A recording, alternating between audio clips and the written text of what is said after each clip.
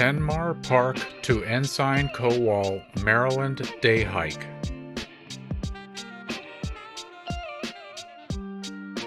This is part of the Cornucopia Tour.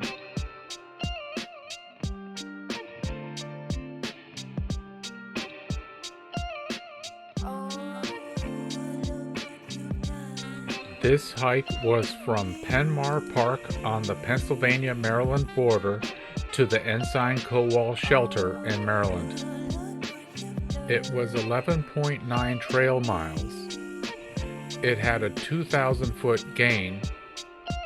It took 7 hours and was a southbound hike. These are the 5 points of interest. About 2/3 of the trail between Penmar Park and High Rock are so rocky that you cannot see the trail if it was not for the white blazes on the trees and rocks. The section of the trail between Cascades and Buzzard Knob is the most beautiful section of the trail, I think. There are some amazing looking rocky outcrops. There is a little waterfall, and the Antietam Creek is just a beautiful creek to cross. Just after crossing the creek, there are lots of hemlocks and moss, and it looks really nice in that area.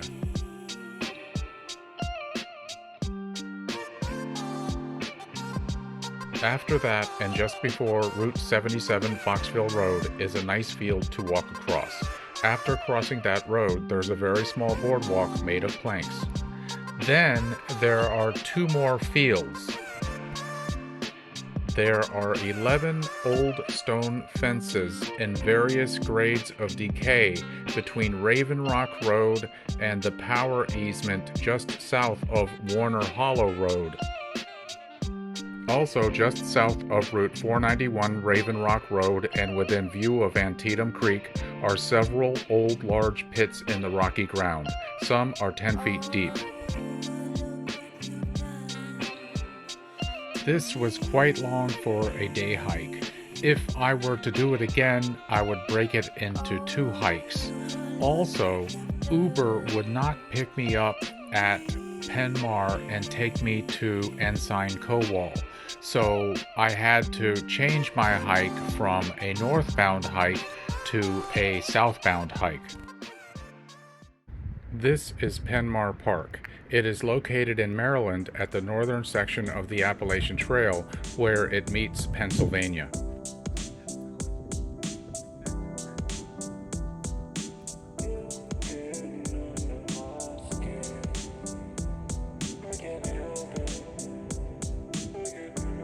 This was a March 26th hike, and I could still see 2 small patches of snow at the Whitetail Ski Resort, which is about 24 miles away. I'm heading north out of the park on the Appalachian Trail. The Pennsylvania border is about 5 minutes away. The blazes on this pole were confusing to me at the time, and I made a right turn at the fork instead of a left turn.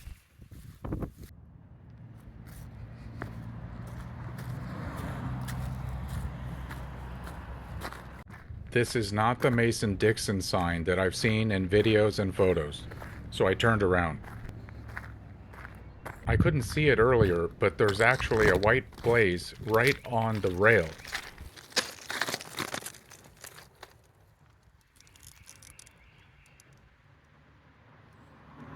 There is also an Appalachian Trail sign behind it.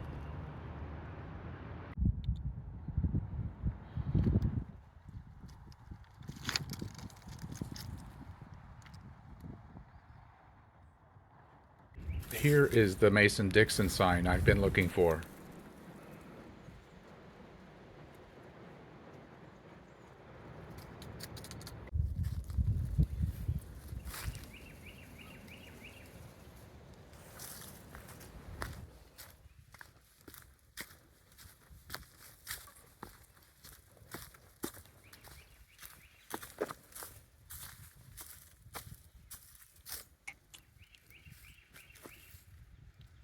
I've turned around, crossed through the park, and now I am heading southbound on the trail. If it wasn't for the blazes here, I'd go straight instead of making a left turn.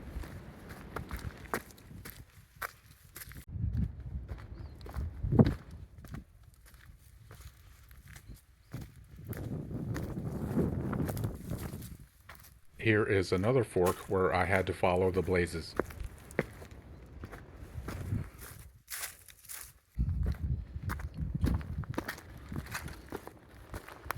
That might be a young loblolly pine.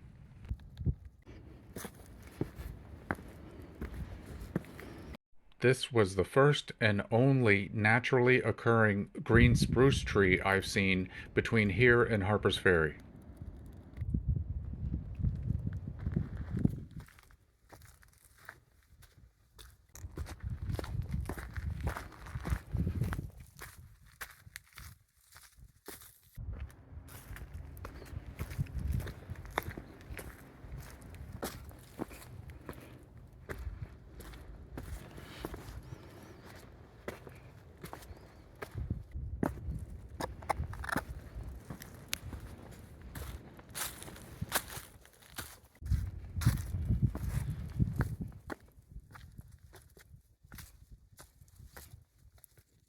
The group of tan bushes on the right and the other group on the left are huckleberries. Here is a large mat of polybody ferns on top of a rock. About 1 mile south of Penmar Park, the rocks were so prevalent and so large that you could not see the trail if it was not for the white blazes. This continued for most of the way until about a quarter-mile before High Rock. I'm showing most, if not all, of the rocky sections.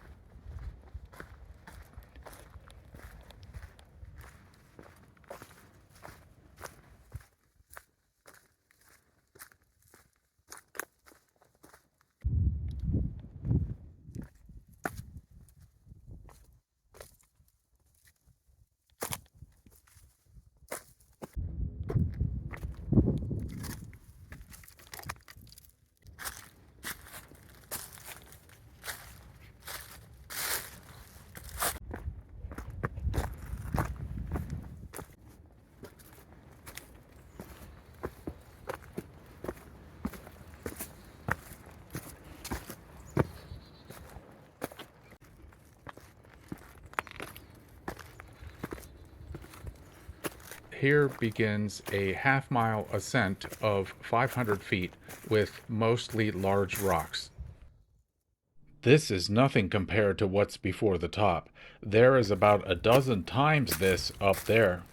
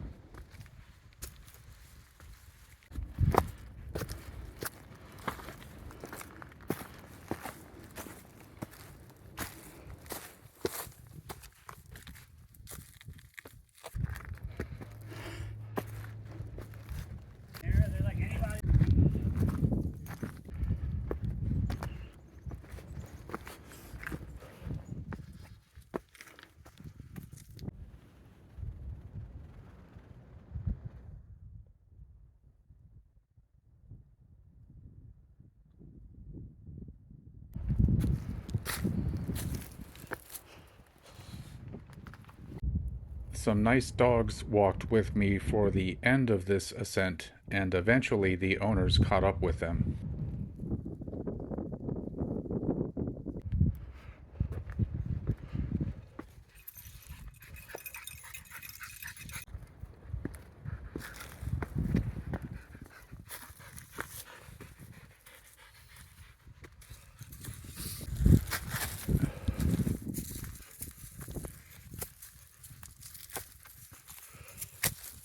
June.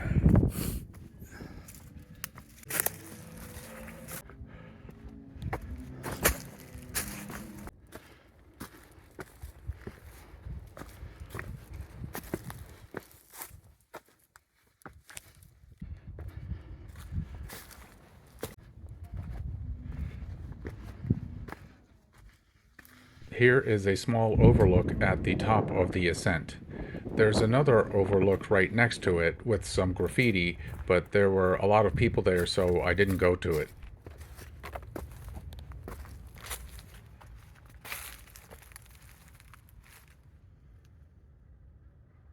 As I see more graffiti, I know I am getting closer to High Rock Overlook. Here is High Rock Overlook.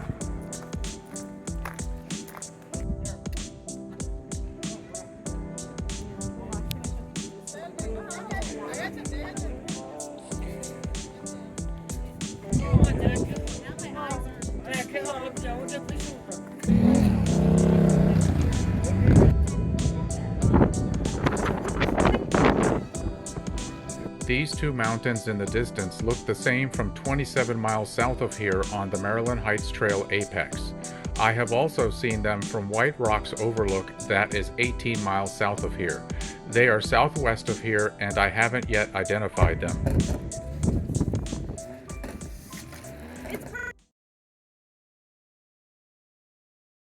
High Rock.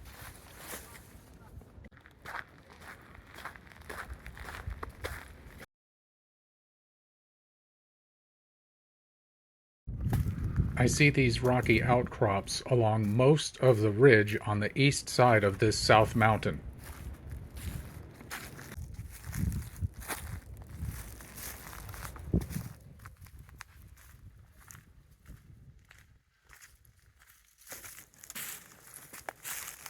I ended up going to the spring, which was 0.25 miles away.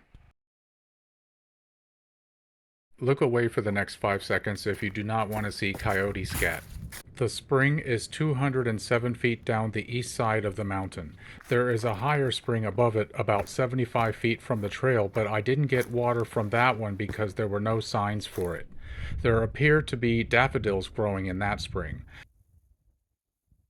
Here is an American holly, and there is also a second spring near it. I didn't get water from this spring because it did not have a sign next to it.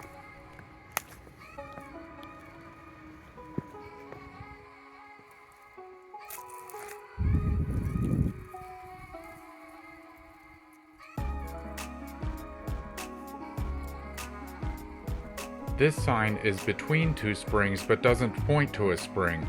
I'm not sure why it is here.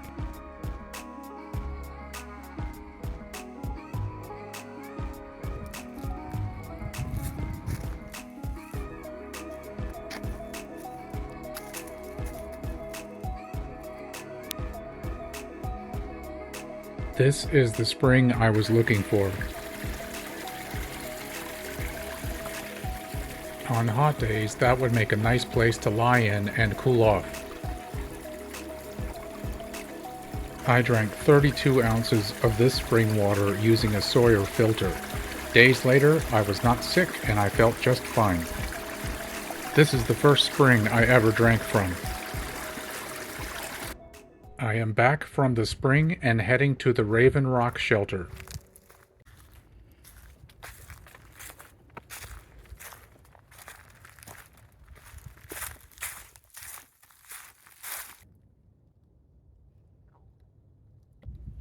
This shelter has an elaborate bear bag hanging apparatus.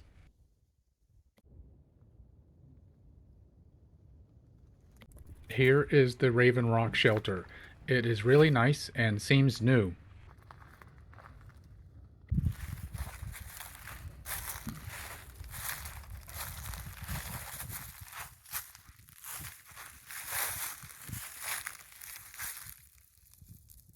Not my place. This looks like the privy.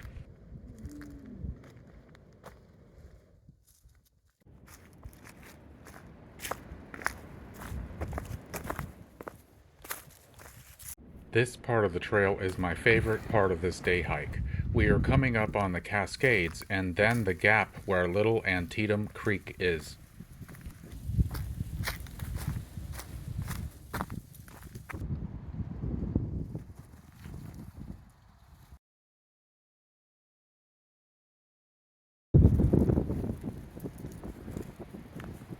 Here are the Cascades. A lot of people drink this water from here after filtering it. Often when there is not much rain, usually in the summer, this dries up.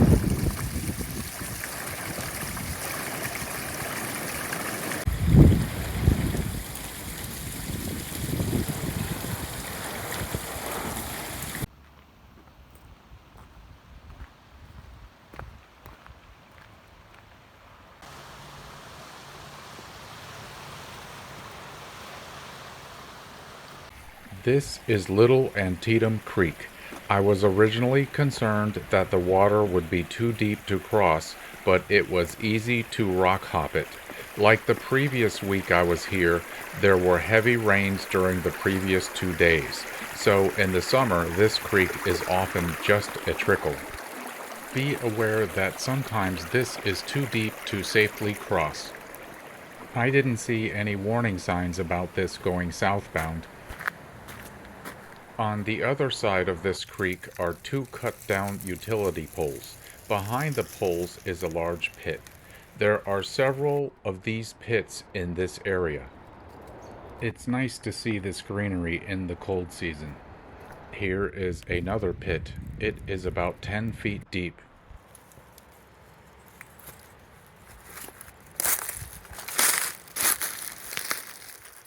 Here is a third one.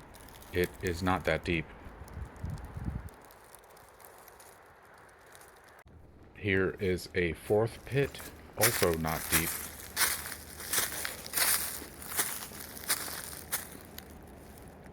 This 5th pit is narrow and shallow. The northeast facing corners of the gaps at Warner Hollow Run and Ensign Cowall Shelter look just like this. This 6th pit is also narrow and shallow. Those are all the pits I was able to make out from the trail. As I ascend almost 300 feet towards Buzzard Knob in the cold season, I see lots of evergreen plants and trees and many old stone fences. I see many more than I walk through, but I'm only counting the ones I walk through. That is Buzzard Knob. You won't be able to see that from here in the summer. Some of these were tough to discern as stone fences because of their level of degradation, but ultimately I realized that they were stone fences. That sound at the bottom of the gap is the roaring sound from Warner Hollow Run. It is much louder than Little Antietam Creek. That is Warner Hollow Road, and the Appalachian Trail markings here were not clear, so I got lost for a couple hundred yards. Just across Warner Hollow Run is what looks to me like a bear cave. Warner Hollow Run is quite picturesque and its water is clear. It's my understanding that sometimes this creek slows to a trickle and at other times it is too deep to cross here.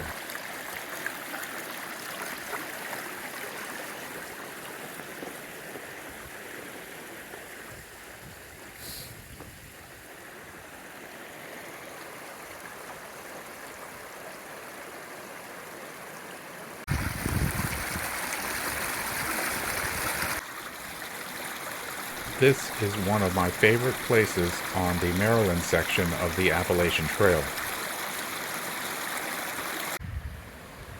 Getting across this creek requires 2 sections of rock hopping. Just past the creek, on the southbound side of a tree, is a high water warning sign. I passed this 3 times over the past week and didn't really understand it until I photographed it and examined it later. The first issue was that the wording took some time to understand. Then there was some text in it that I couldn't read because it was small and distorted from water being under the glass. The glass cover has a crack down the middle of it, which makes the sign even more difficult to understand. I re-edited a photo of it, and I think I know what it means now. Heading northbound, this is where you are, and this is where you are headed. Right in front of you is Warner Hollow Run. Just beyond that is a gravel road called Warner Hollow Road. If the water is high, what you need to do is safely follow the land on the left side of this creek and reach the left side of the bridge that is about 100 yards away. This is tough to make out on the sign. Once you do this, you are home free. You just have to travel 1 mile west on the gravel road and then make a right and travel 1 mile east on the paved road. The paved road is Raven Rock Road. Safely continue east until you see the white blazes. Then carefully cross the road and head north on the trail. This bypasses 2 creek crossings and also the trail between Warner Hollow Run and Little Antietam Creek.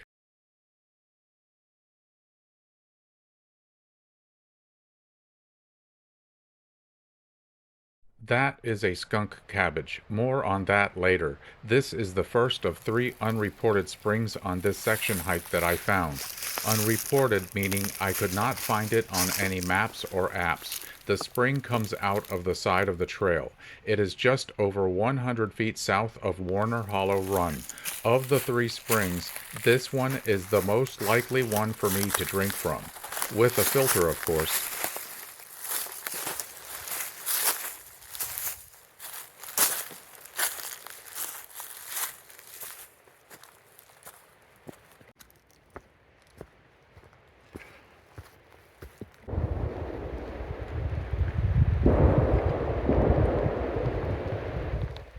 There is a firing range not far from the road.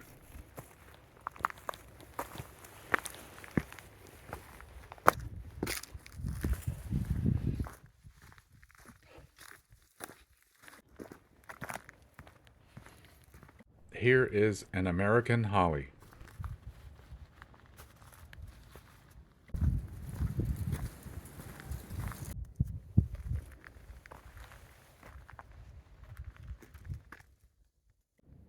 This appears to be a large ground-based hornet's or yellowjacket's nest. A bear possibly ripped it open to eat the larva. I'm not sure if the hornets will return this coming worm season, but be mindful of its location.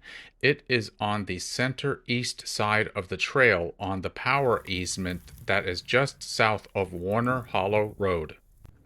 There are 2 more stone fences after this 11th one, but they are spread out over quite a distance.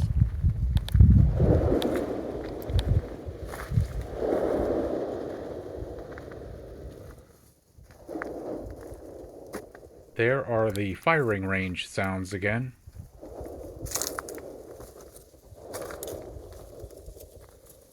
This is unreported spring 2 of 4. Here is deer stand 1 of 2. It can be seen from the trail. I'm not sure why they located it next to the trail. Maybe it is many years older than it appears and was placed there before the trail was created or routed here.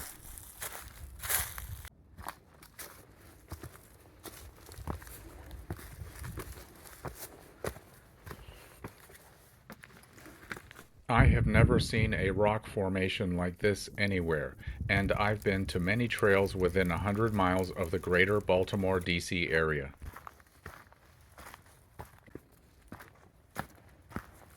Here is field 1 of 3. I've been on the Appalachian Trail through the entire state of Maryland, and this was the first field I walked through. It was unusual and nice. At the end of this field is Route 77 Foxville Road.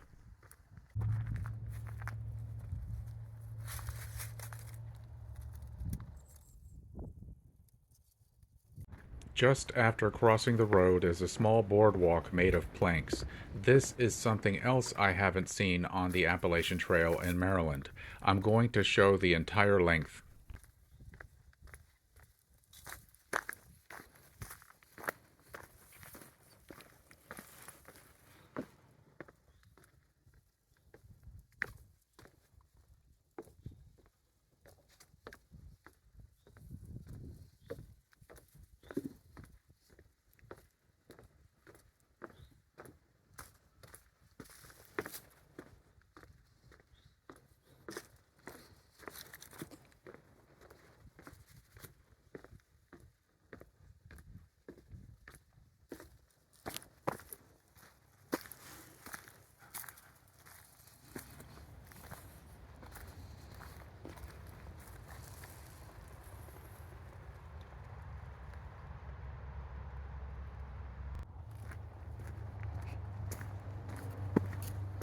Just after the boardwalk is field 2 of 3.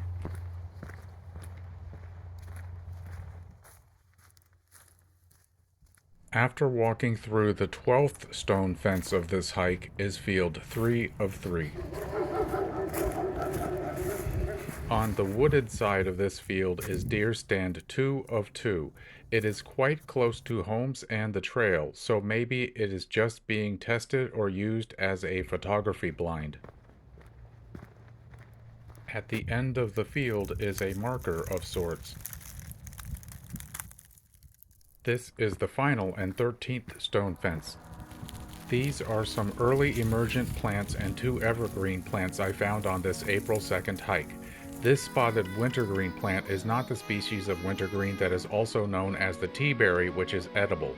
The spotted wintergreen is often found growing with moss and ferns. It is an evergreen. This is a rattlesnake plantain, which is an orchid. Its name comes from the appearance of its leaves resembling rattlesnake skin. These sometimes, if not always, are evergreen. This evergreen is called running ground pine and also running cedar.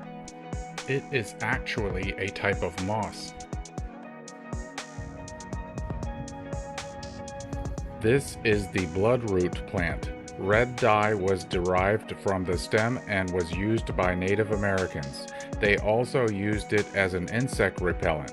Ingesting this plant can be lethal.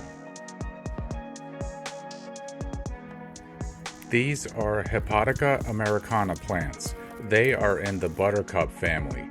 I like the marbled colorations on its leaves. The leaves on the right of this one are from another plant. These are narrow toothwort plants. They are in the mustard family.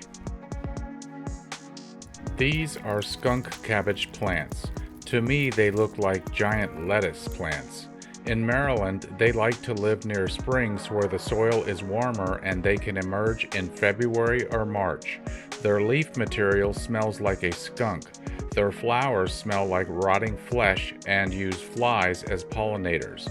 Skunk cabbage plants can create heat, enough heat to melt some ice and snow that is next to it. These are Siberian squill plants. They are an invasive species and it is recommended that you eradicate them in Maryland. I have yet to identify this woodland wildflower.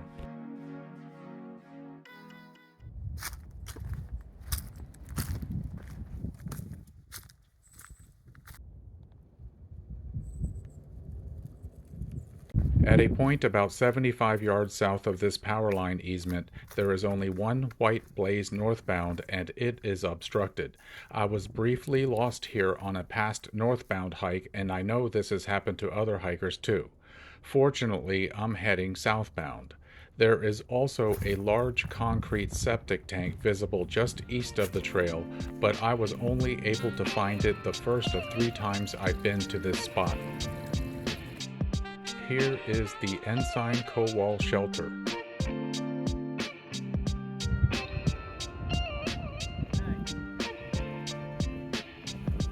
Happy trails and have a safe trip.